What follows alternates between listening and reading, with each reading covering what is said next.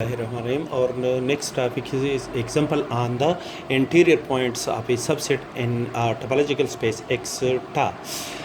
Let R be the usual vector topology and the half open interval.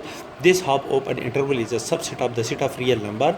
Then it is clear that every point of the set A is an interior point of the set A.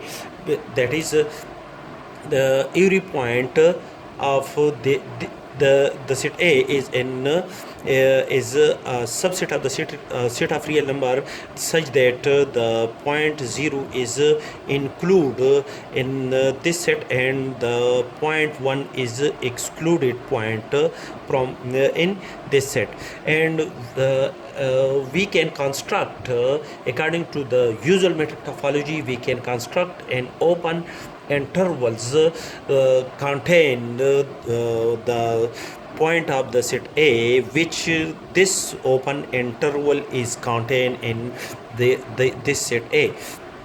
That is, in the usual metric topology, the open sets is in the form of an open interval.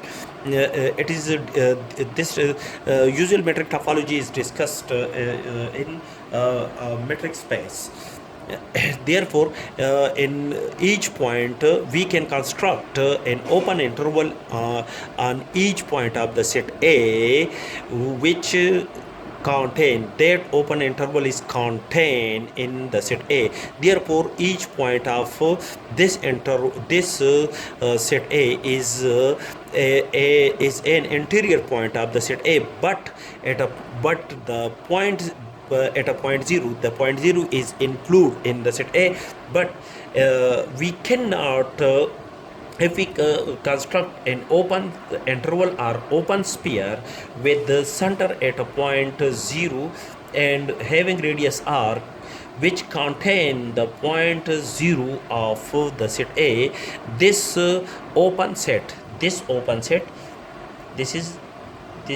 is the whole open set.